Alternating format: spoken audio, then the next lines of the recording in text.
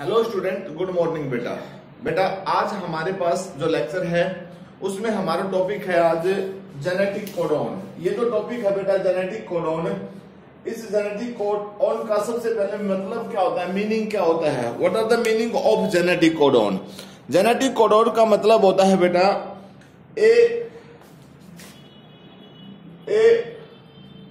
Sequence of three a sequence of three nucleotides of particular DNA. और particular DNA जो होता है बेटा, उस पार्टिकुलर डीएनए की बात नहीं हम कर रहे, उस पार्टिकुलर डीएनए पार्टिकुलर एमआरएनए लिखते हैं डायरेक्ट हम यहां पर, पार्टिकुलर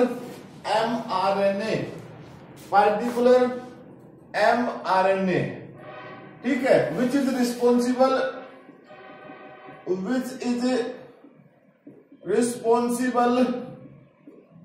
फॉर ए स्पेसिफिक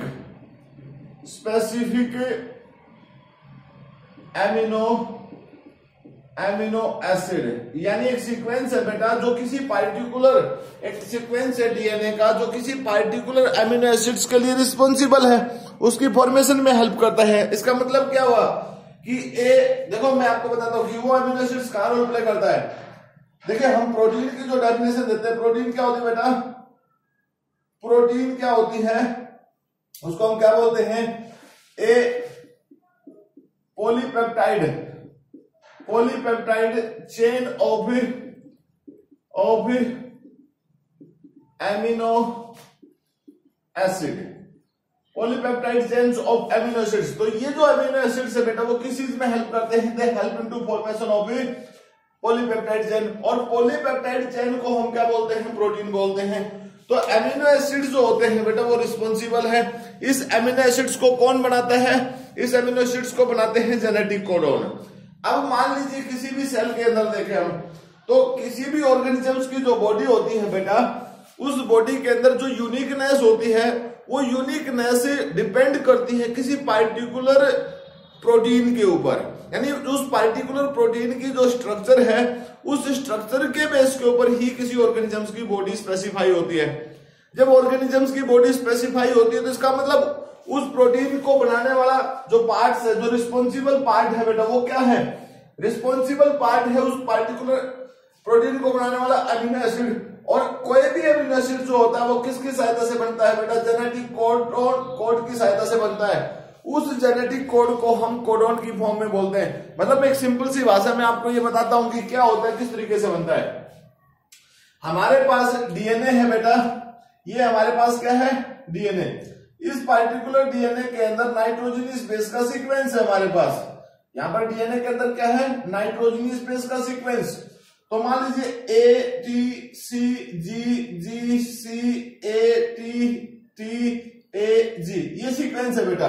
इसके अपोज में यहां पर T A G C G T A T और सी, ये है बेटा सीक्वेंस।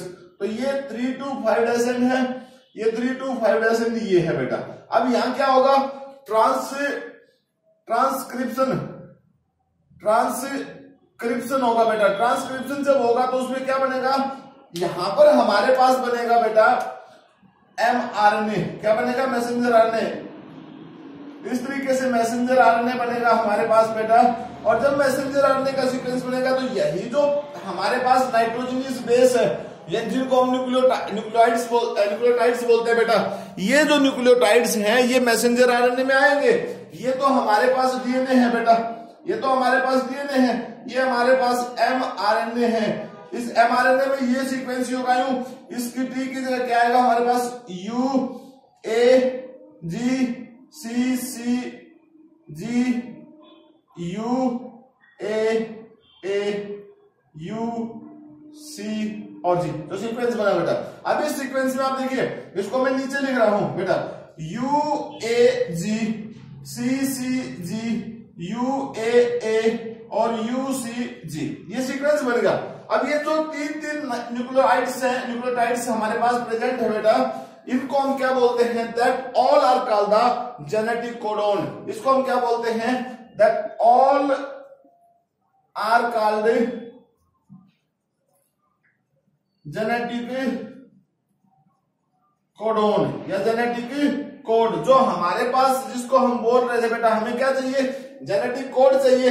यही तो वर्ड था हमारे पास जेनेटिक कोड का, यही तो कंडीशन है हमारे पास किसका, जेनेटिक कोड का। तो इस तरीके से हम जेनेटिक कोड्स को फाइंड आउट कर सकते हैं, मतलब ऐसे ही हम जेनेटिक कोड्स के बारे में पता लगा सकते हैं। अब इसमें हमारे पास ये सीक्वेंस बन गया। अब ये जो सीक्वेंस है हमारे पास, यहां से एक प्रोसेस होता है that is called the translation. एक प्रोसेस होता है ट्रांसलेशन। उस ट्रांसलेशन की सहायता से, मतलब ये जितने भी कोडोन है बेटा, हर किसी कोडोन की अपनी एक एमिनो एसिड बनेगा। एमिनो एसिड बनेगा हमारे पास, यह क्या बन गया, एमिनो एसिड्स का सीक्वेंस बन गया बेटा। ये एमिनो एसिड्स का सीक्वेंस बन गया हमारे पास। ये एमिनो एसिड्स का सीक्वेंस ही क्या कहलाता है, पॉलीपेप्टाइड। पॉलीपेप्टाइड होगी बेटा ये, मतलब ये एक पेप्टाइड है और बाद में किसमें बहुत सारी पेप्टाइड आपस में जुड़ी, तो वो किसमें कन्वर्ट होगी, वो कन्वर्ट होगी बेटा प्रोटीन्स में कन्वर्ट होगी। तो इस तरीके से बहुत सारी प्रोटीन्स का सिंथेसिस होता है बेटा। अब हर किसी प्रोटीन का जो सिंथेसिस होता है, उस प्रोटीन के सिंथेसिस के लिए स्पेसिफिक अमीनो एसिड्स होते हैं बेटा। वो जो स्पेसिफिक अमीनो एसिड्स होते हैं वो स्पेसिफिक जेनेटिक कोडोन से ही बनते हैं। Specific amino acids are formed by the help of specific codon.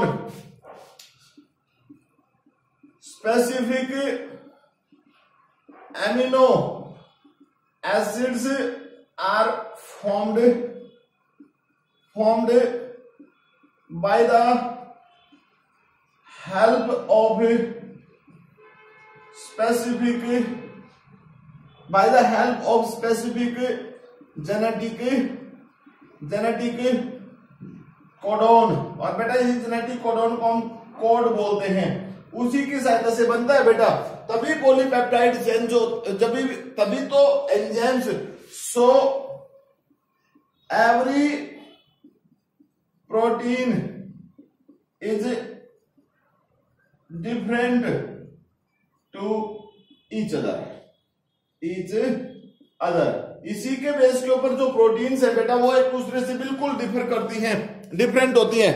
अब अगर हम जेनेटिक कोडोन्स की कुछ भाषा समझे बेटा, देखें उसके बारे में कि वो क्या होता है, किस तरीके से वर्क करता है, ये सब कंडीशंस की बात अगर हम करते हैं, तो जेनेटिक कोडोन की बात अगर हम देखें तो अलग अलग टाइप के, अगर हम मान के चले कि 4 न्यूक्लियोटाइड, देखिए स्ट्रक्चर ऑफ, या एक तरीके से हम ये कह सकते हैं nature of genetic code is depends on to the, हम यही लिख सकते हैं नेचर ऑफ, हम यही लिख सकते हैं बेटा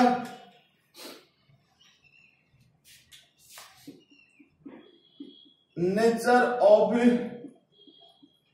genetic code depends on the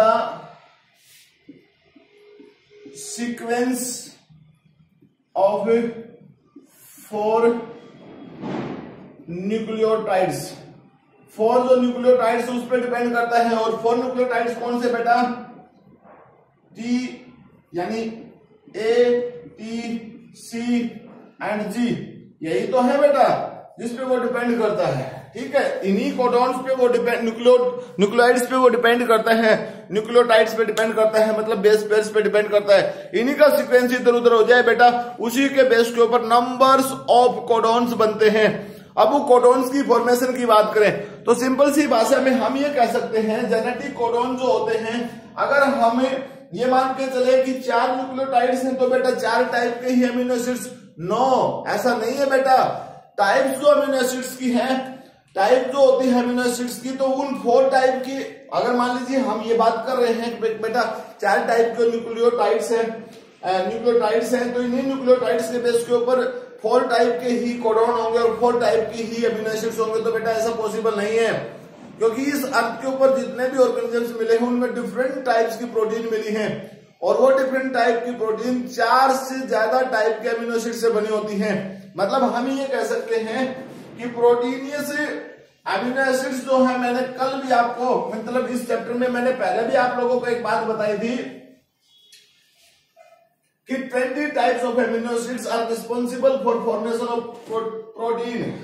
ठीक है, 20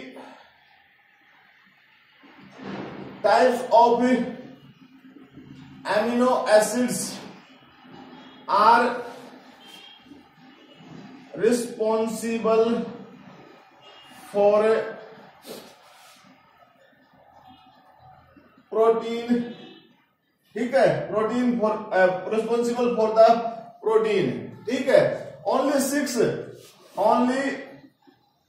six type of amino acids are non proteinous. Proteinous बेटा, नॉन प्रोटीनियस है। अब जो कंसेप्ट है बेटा हमारे पास जेनेटिक कोड का, ये जो कंसेप्ट है पहली बार एक तरीके से genetic code, first time genetic code का जो कंसेप्ट है, it is given by the, यानी आप ये कह सकते हैं कि first time the concept of, आप ये कहिए कि first time the concept of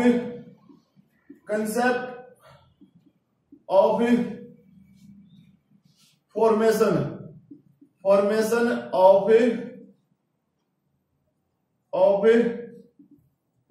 amino acid from A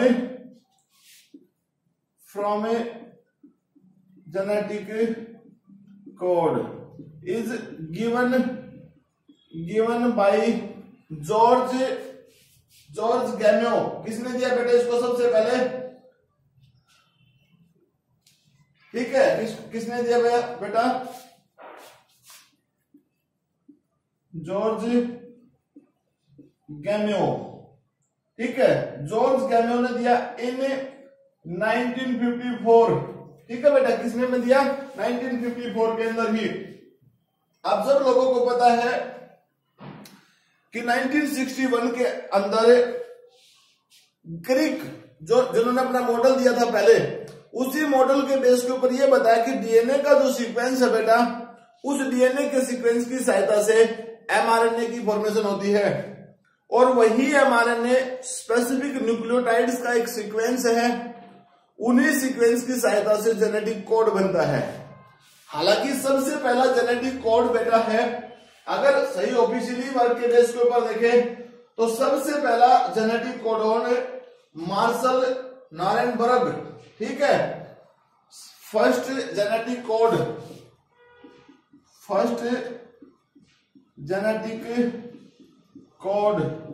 is formed by Marshall Nirenberg. ठीक है बेटा, किसके द्वारा? Marshall Nirenberg and Hargobind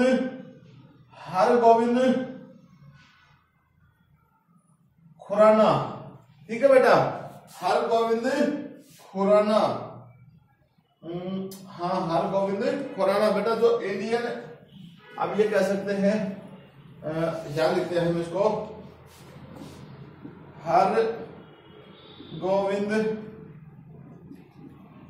Khurana, जो साइंटिस्ट था बेटा इन 1961 पहला, और वो क्या था हमारे पास? Phenyl alanine. ठीक है ना बेटा, क्या था? Phenyl alanine. कौन सा था? फिनाइल एलानीन, उसको बोलते हैं यू। ये जो न्यूक्लियोटाइड्स, मतलब ये इसके लिए कोडोन जो रिस्पॉन्सिबल है बेटा, ये कोडोन है जेनेटिक, ये जेनेटिक कोड उसके लिए रिस्पॉन्सिबल है बेटा। तो जेनेटिक कोड्स के बेस के ऊपर बाद में हरगोविंद खुराना और बेटा नारेनबर्ग जो पर्सन है, उसको इसके वर्क के लिए नोबेल प्राइज, उनको नोबेल प्राइज के लिए नॉमिनेटेड किया गया बेटा। और 1968 के अंदर हम ये कह सकते हैं both the scientist won a Nobel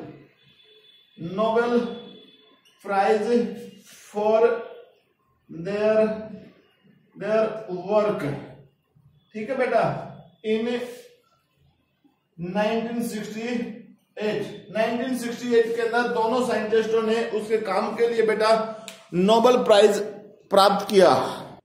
तो बेटा जेनेटिक कोडॉन जो होते हैं वो एक तरीके से अलग अलग टाइप के होते हैं और उन्हीं के बेस के ऊपर स्पेसिफिक हम लोगों के पास स्पेसिफिक अमीनो एसिड्स बनते हैं। अब ये बात मैंने बीच में स्टार्ट की थी कि जॉर्ज गैनो जो था बेटा उसने सबसे पहले ये बताया था कि जेनेटिक जो कोडॉन है वो एक तरीके से, अगर हम कंसेप्ट की बात के ऊपर काम कर रहे थे जहां पर हमने कहा था कि 4 टाइप के न्यूक्लियोटाइड्स ही हैं, जो 4 टाइप के न्यूक्लियोटाइड्स आपस में कंबाइन करेंगे तो बेटा 16 टाइप के अमीनो एसिड्स बनेंगे।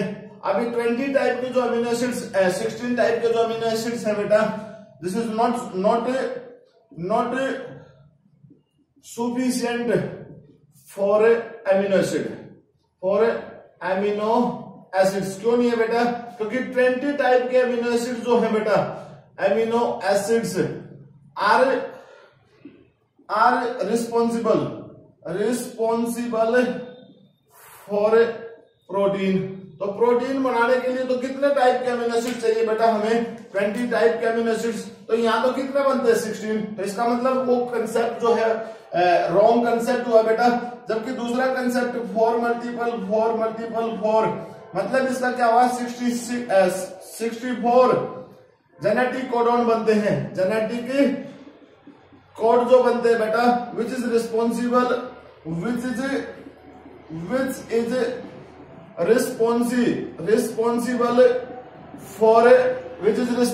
फॉर द फॉर्मेशन ऑफ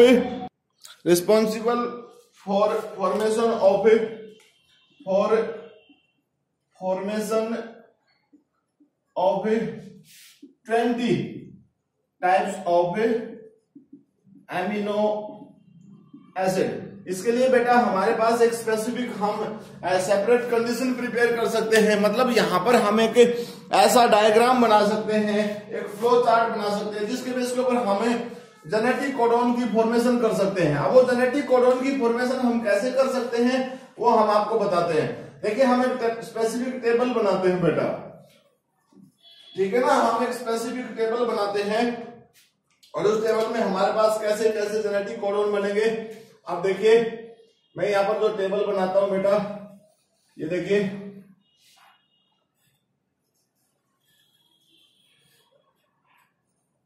हमारे पास जो टेबल है अभी कंप्लीट बोर्ड पे आएगी बेटा।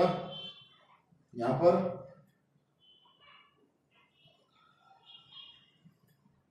ठीक है, हम इसको ऐसे बना सकते हैं। यहां पर भी हमारे पास वही कंडीशन, हम यहां पर भी एक कॉलम बनाएंगे ऐसे। इस पूरे बोर्ड को हमने 2 पार्ट्स में डिवाइड कर दिया। यहां पर देखिए बेटा,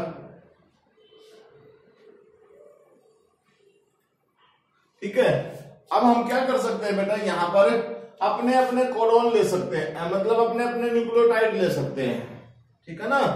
क्या रख सकते हैं? न्यूक्लियोटाइड्स। उन न्यूक्लियोटाइड्स के बेस के ऊपर हम जेनेटिक कोडॉन बनाएंगे। अब जेनेटिक कोडॉन और जेनेटिक कोड एक ही बात है बेटा। देखिए कैसे रख सकते हैं आप, सिंपल सी देखिए बेटा, अगर मैं यहां पर रखूं AUC और G, ठीक है बेटा। यही चीज हमारे पास कहां है? AUC और G बेटा। यही चीज हमारे पास यहां पर भी एप्लीकेबल है बेटा। यहां पर देखिए आप AUCG, AUCG, AUCG, AUC और G, ये लिख दिया मैंने। अब इनको देखिए बेटा, हम कैसे बना सकते हैं जेनेटिक कोडॉन। हर किसी पॉइंट से एक एक न्यूक्लियोटाइड्स जो है बेटा उसको लीजिए आप।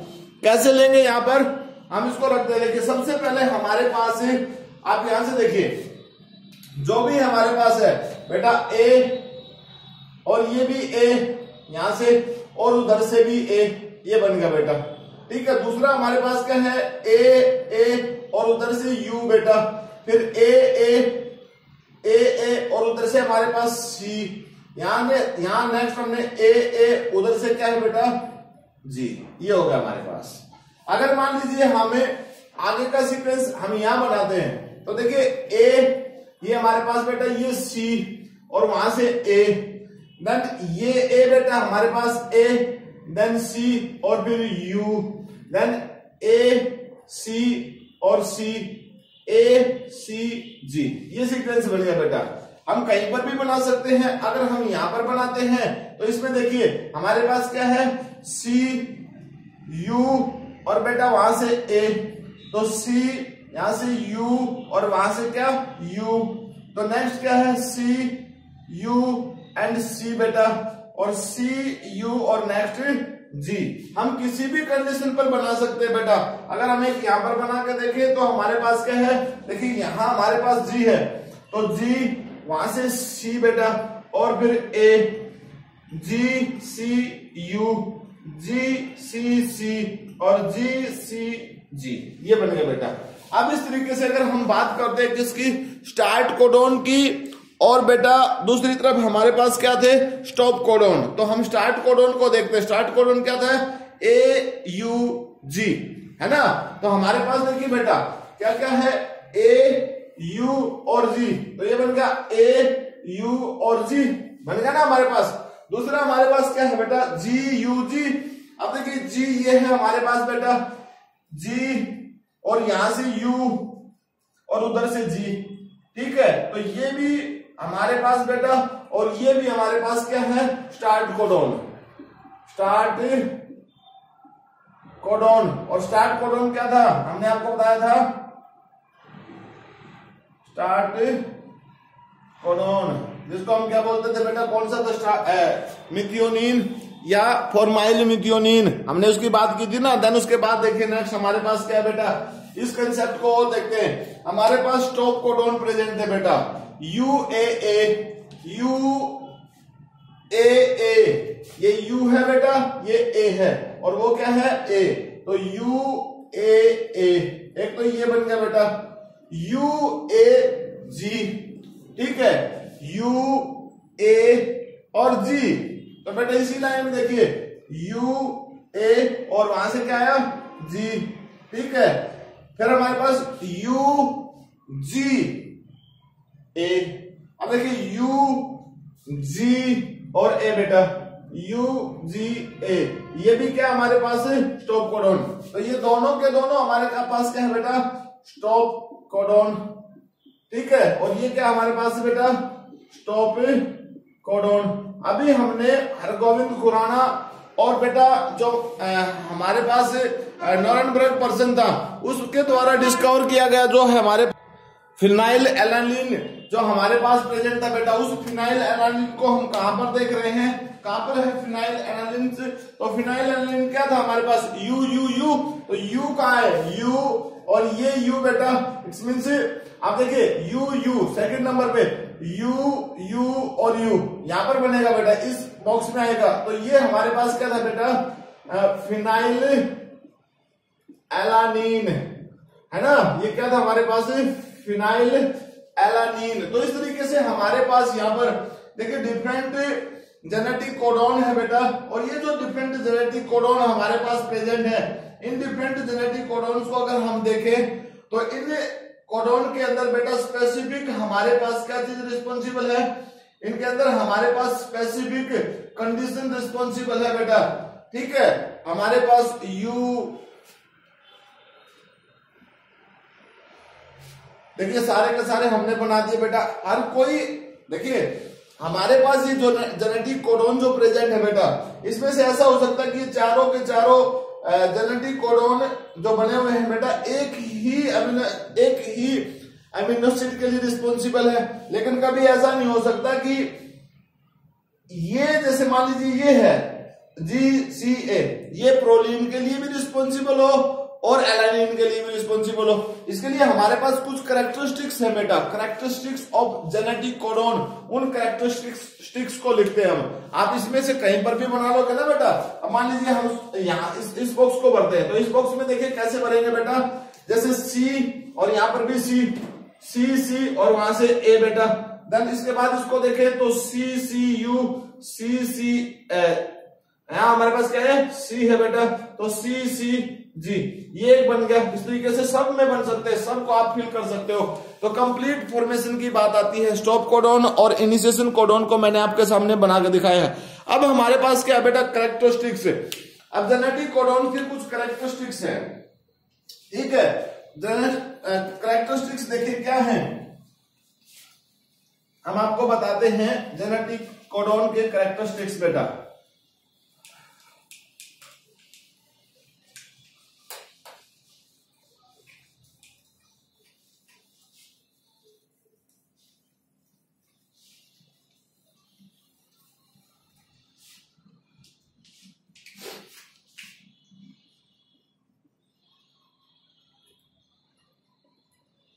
Characteristics of genetic code. तो जेनेटिक कोड है बेटा, उसके कुछ कैरेक्टरिस्टिक्स हैं, और वो कैरेक्टरिस्टिक्स क्या क्या हैं हमारे पास, वो कई टाइप के हैं, उनको हम रिप्रेजेंट करते हैं। अलग अलग टाइप से हैं हमारे पास, कौन कौन से हैं उसको फिर हम एक्सप्लेन भी करते हैं। देखिए बेटा, ये हमारे पास क्या है, कैरेक्टरिस्टिक्स हैं जेनेटिक कोडॉन के, और इन कैरेक्टरिस्टिक्स को हम एक एक करके पढ़ते हैं। सबसे पहले हमारे पास जो है, सबसे पहला पॉइंट है ट्रिपलेट नेचर। यू नो कि हर कोई जेनेटिक कोडॉन जो होता है बेटा, उसकी ट्रिपलेट नेचर होती है। अभी तक हमने बहुत सारे कोडॉन्स की बात की, हमने देखा कि यहाँ पर हमारे पास ट्रिपलेट नेचर में क्या है, यू, हमने इसकी बात की, हमने AUG, हमने UAA, इस तरीके से बताया। तो हर कोई जो कोडॉन है बेटा, जेनेटिक कोडॉन है, उसके अंदर 3 न्यूक्लियोटाइड्स प्रेजेंट होते हैं, और तीनों न्यूक्लियोटाइड्स मिलकर ही एक स्ट्रक्चर प्रिपेयर करते हैं। उसी स्ट्रक्चर को हम किसके नाम से बोलते हैं, ट्रिपलेट नेचर के नाम से बोलते हैं। देन उसके बाद सेकंड पॉइंट है नॉन ओवरलैपिंग। नेक्सट पॉइंट क्या है बेटा, नॉन ओवरलैपिंग। नॉन ओवरलैपिंग का मतलब क्या है, देखिए मैं एक सीक्वेंस आपके सामने ड्रॉ करता हूं बेटा। मान लीजिए सपोज कीजिए AUG GUA CCU ACG AUA, इस तरीके से सीक्वेंस प्रेजेंट है हमारे पास। अब यहां पर इस सीक्वेंस को आप देखिए, जेनेटिक कोडॉन हमने बताया कैसे होते हैं, ट्रिपलेट नेचर में होते हैं। ये पॉसिबल है ना कि ये कंडीशन अगर हम अप्लाई कर देते हैं तो ये रॉन्ग है बेटा। अगर आगे से ये अप्लाई करके देखें ये भी रॉन्ग है बेटा। तो कहने का मतलब है जेनेटिक कोडॉन जो है वो ट्रिपलेट नेचर के ही प्रेजेंट है बेटा। इस तरीके से वो ट्रिपलेट नेचर के ही प्रेजेंट है। इस तरीके से ये जो कंसेप्ट है बेटा, ओवरलैप नहीं करेंगे। कहीं आप ये समझते हो कि पहले तो AUG बन गया, फिर वही UGG बन गया, नहीं, फिर उसी को हमने किस में काउंट कर दिया बेटा, GGU में। ये भी गलत, ये भी गलत, और ओनली ये कंसेप्ट सही है बेटा, जिसमें हमारे पास क्या कंडीशन आएगी, सेकंड जो बनेगा वो कहां से बनेगा, GUA के अंदर से बनेगा बेटा, ये भी सही है, और CCU के साथ बनेगा। इस तरीके से हमारे पास जो कंडीशन बनेगी ऐसे बनेगी। तो ऐसी सिचुएशन में कोई ओवरलैपिंग नहीं होगी बेटा इसके केस में। नेक्स्ट पॉइंट की अगर हम बात करते हैं, नो पंक्चुएशन यूज। देखिए यहां पर हमारे पास जो जेनेटिक कोडॉन है बेटा, इस कोडॉन को अगर हम देखें UAGGCAUUAGCCG ऐसे हमने लिख दिया। तो ये है कि ऐसी इस तरीके से हमारे पास जो कोडॉन बन गया ना, इस तरीके से। ऐसा नहीं कि इनके बीच में हम कोई फुल स्टॉप लगा देंगे, ठीक है ना बेटा, ऐसा नहीं है कि इनके बीच में हम कोई फुल स्टॉप लगा देंगे, कोई कॉमा लगा देंगे। नो, एवरीथिंग इज रॉन्ग, ठीक है ना, ऐसे में कोई कंडीशन होगी। तो हमारे पास सीधा सा सीक्वेंस बनेगा UGGCAUAUACGG, ऐसे ही सीक्वेंस बनेगा बेटा इनका। इसमें कोई, इसके बीच में कोई फुल स्टॉप, कोई पंक्चुएशन, कोई भी क्वेश्चन मार्क्स या कोई भी ऐसी कंडीशंस इसके बीच में डिनोट नहीं की जाएगी जिसके बेस के ऊपर वो सेपरेट हो जाए, ठीक है। देन उसके बाद क्या है हमारे पास बेटा, यूनिवर्सलिटी। यूनिवर्सलिटी का मतलब क्या है, यूनिवर्सलिटी का मतलब है बेटा कि हर कोई, मैंने अभी आपको बताया कि हर कोई कोडॉन जो बनता है, ट्रिपलेट कोडॉन जो बनता है, वो हर किसी स्पेसिफिक अमीनो एसिड्स की फॉर्मेशन में रिस्पॉन्सिबल है। बिल्कुल राइट, ठीक है। तो ऐसे में ही हम ये कह सकते हैं कि हर किसी कोडॉन के पास यूनिवर्सलिटी होती है। मतलब एक सिंपल सी भाषा में हम ये कह सकते हैं कि बेटा GCU are responsible for the alanine, ठीक है ना। GCU is responsible for alanine. किसके लिए रिस्पॉन्सिबल है बेटा? एलानिन के लिए रिस्पॉन्सिबल है। और बेटा ऐसे ही GUA responsible for the valine. इसके लिए बेटा वेलाइन के लिए रिस्पॉन्सिबल है। तो अगर आप ये बात देखें ना कि पहले जैसे मैंने GCU लिखा बेटा वो एलानिन है, अब एलानिन के लिए ही रिस्पॉन्सिबल है। ये हर किसी ऑर्गेनिज्म में सेम है। ये एक तरीके से बैक्टीरिया में भी सेम बेटा, और in case of the human beings same in both organism. समझ गए ना। यहाँ ये वेलानिन के लिए जो ये GUA है वो वेलानिन के लिए ही रिस्पॉन्सिबल है, और वो भी हर किसी केस में ही रिस्पॉन्सिबल होगा बेटा। किसी भी एनिमल्स को अगर आप इसमें काउंट कर लेते हैं ना, वो हर किसी केस में काउंट होगा, ठीक है। अब उसके बाद नेक्स्ट केस हमारे पास क्या है बेटा? किस नेक्स्ट केस है? अगर बेटा मैं सिंपल से वर्डों में बात करता हूं तो देखिए GCU मतलब एलानिन के लिए रिस्पॉन्सिबल है। तो ये एलानिन का ये जो सीक्वेंस है बेटा जेनेटिक कोडॉन का, ये बैक्टीरियल सेल में भी यही है, और एनिमल सेल्स में किसी भी एनिमल्स की बात करें तो उसमें भी सेम है। तो इसका मतलब होता है बेटा यूनिवर्सलिटी। देन उसके बाद नेक्स्ट जो हमारे पास है वो है डीजेनरेसी। डीजेनरेसी का मतलब आप समझते हैं? डीजेनरेसी का मतलब क्या होता है बेटा? डीजेनरेसी का मतलब होता है कि कोई पार्टिकुलर एमिनो एसिड जो होता है, पार्टिकुलर कोडॉन जो होता है एक पार्टिकुलर अमीनो एसिड के लिए रिस्पॉन्सिबल है, ठीक है ना। Particular amino acids are responsible for a particular amino acids. देखिए particular genetic code is responsible for particular amino acid. मतलब हम ये कह सकते हैं सिंपल सी भाषा में कि एक जेनेटिक कोडॉन एक ही अमीनो एसिड के लिए रिस्पॉन्सिबल है, ना कि कई टाइप के अमीनो एसिड्स के लिए। मतलब एक सिंगल कोडॉन जो है बेटा वो सिंगल ही अमीनो एसिड बना सकता है, ना कि कई। लेकिन दूसरा इसके बाद नेक्स्ट पॉइंट जो हमारे पास है वो क्या शो करता है बेटा? Non ambiguity of the codon. इसका मतलब क्या है? ए single amino acid is formed by different types of codon. समझ गए आप मेरी बात में क्या कर रहा हूं? मतलब एक अमीनो एसिड को तो कई कोडॉन बना सकते हैं बेटा, लेकिन इतना फिक्स है कि एक कोडॉन जो है वो एक ही टाइप का अमीनो एसिड बना सकता है। मतलब मान लीजिए हम कहते हैं कि GCU प्रोलिन बनाता है, मान लीजिए।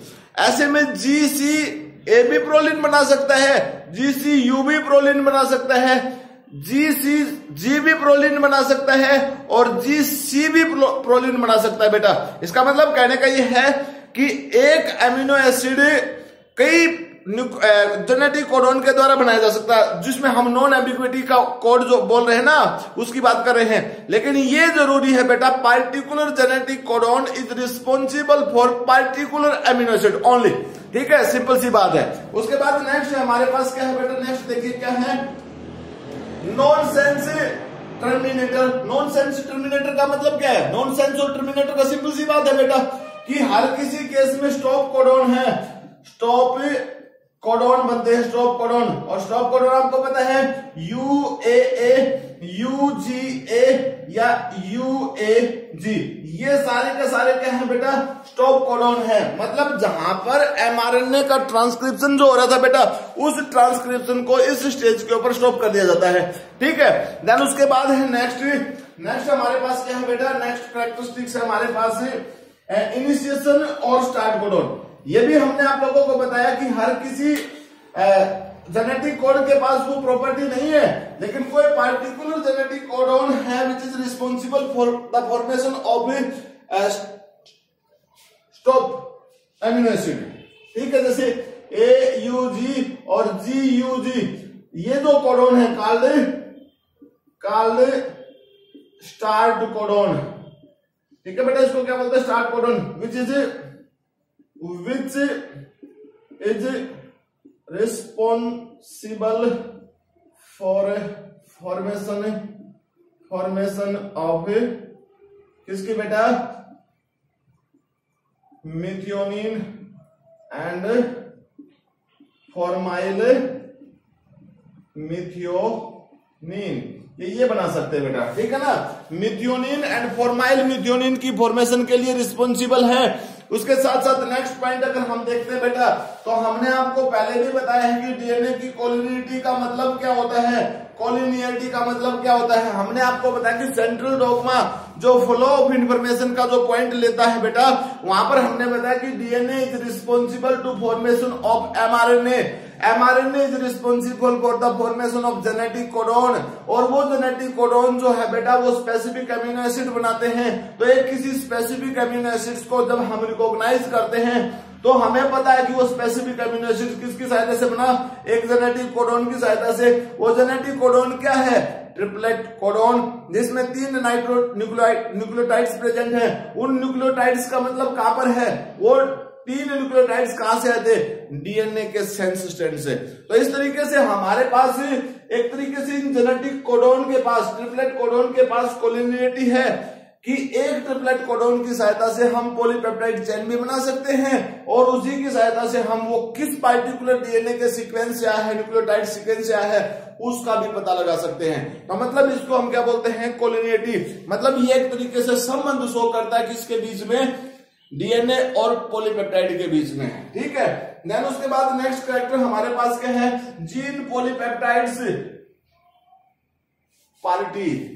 जीन पॉलीपेप्टाइड पार्टी का मतलब जैसे बेटा हमने आप लोगों को बताया था बेंटल टट्टम एक्सपेरिमेंट की, हमने जिक्र किया था कि उस एक्सपेरिमेंट के केस में हमने एक आपको बात बताई थी कि particular gene is responsible for particular enzyme.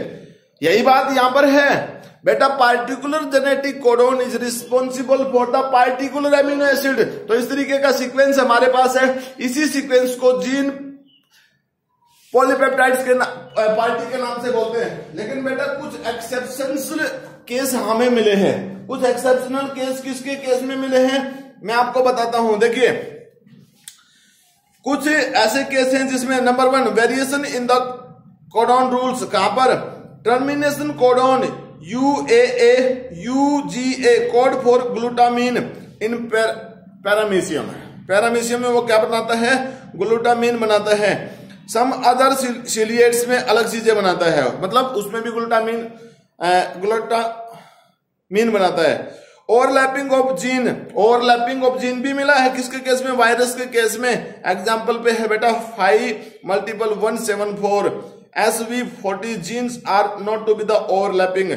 Mitochondrial जो जीन होते हैं बेटा उसमें AGA that usually code for arginine.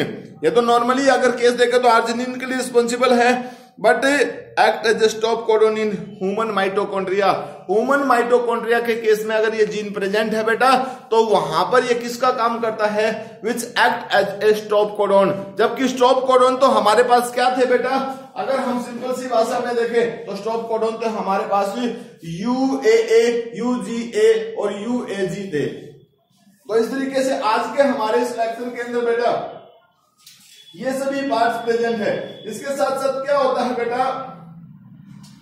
Protein synthesis का जो मैकेनिज्म है म्यूटेशन उसको अफेक्ट करती है। अगर म्यूटेशन उसको अफेक्ट करती है तो क्या होगा बेटा? जो पॉलीपेप्टाइड चेन रिस्पॉन्सिबल थी किसी स्पेसिफिक कैरेक्टर के लिए, वो पॉलीपेप्टाइड चेन चेंज हो जाती है। अब आप समझिए कि वो जो म्यूटेशन है वो कहां पर क्रिएट होती है? म्यूटेशन हमने इससे पहले वाले चैप्टर में आपको क्लासरूम में बताई थी। वहां पर हमने क्या बताया था कि म्यूटेशन का मतलब क्या होता है कि कोई भी डीएनए जो होता है उस डीएनए का जो न्यूक्लियोटाइड्स का सीक्वेंस होता है, अगर वो न्यूक्लियोटाइड का सीक्वेंस किसी तरीके से जो उसकी जीनोटाइप है अगर वो बदल जाती है तो वही जीनोटाइप रिस्पॉन्सिबल है किसके लिए, मैसेंजर आरएनए की फॉर्मेशन के लिए।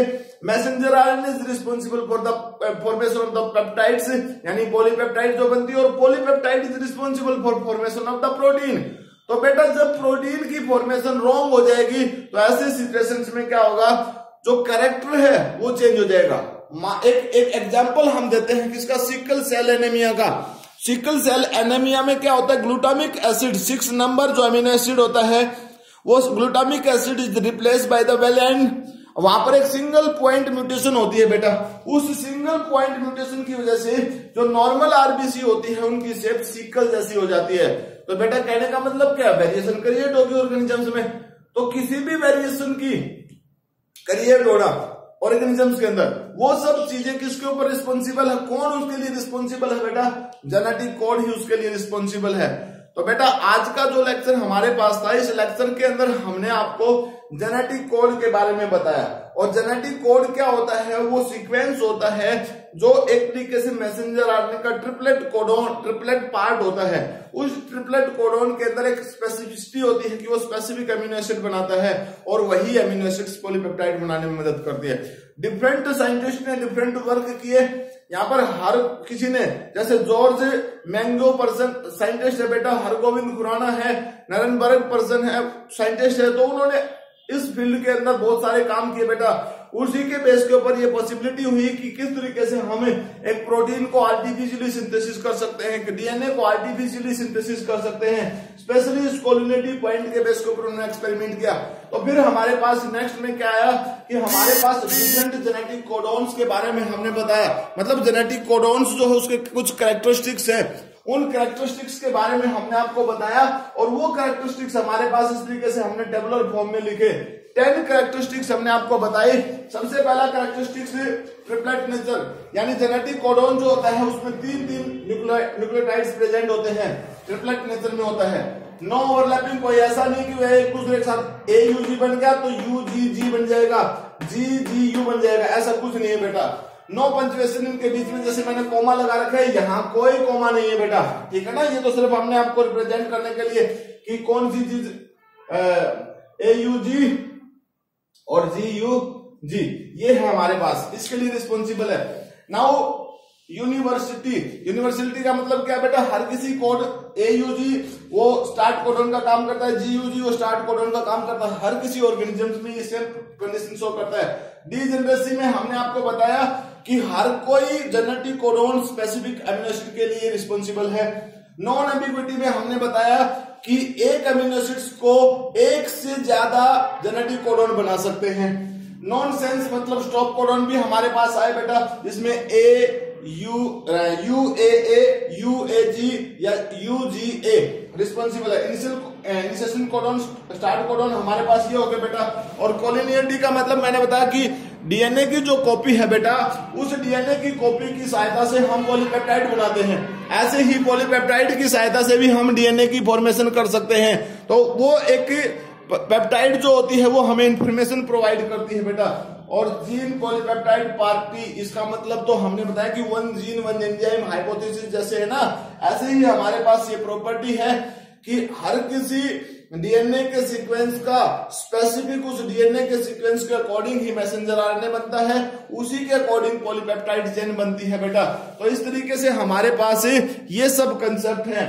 तो आज के लेक्चर में हमारे पास बेटा यही जेनेटिक कोडोन और mutation change the codon sequence है। म्यूटेशन जो होती है वो कोडोन के सीक्वेंस को चेंज कर देती है। ऐसे में हमने आपको एक एग्जांपल दिया सिकल सेल एनीमिया का। हालांकि बहुत सारी जेनेटिकल जो प्रॉब्लम होती है, मेंडेलियन डिसऑर्डर जो होती है, all are possible due to the change in genetic codon. ठीक है, जेनेटिक कोडोन के कारण वो प्रॉब्लम्स क्रिएट होती हैं। तो आज का जो लेक्चर है बेटा हमारे पास इतना ही। मिलते हैं नेक्स्ट लेक्चर में नेक्स्ट टॉपिक के साथ, रेगुलेशन ऑफ जीन एक्सप्रेशन, यानी जीन एक्सप्रेस जो रेगुलेशन होता है कि किस तरीके से जीन एक्सप्रेस करेगा। तो थैंक यू बेटा, हैव ए नाइस डे।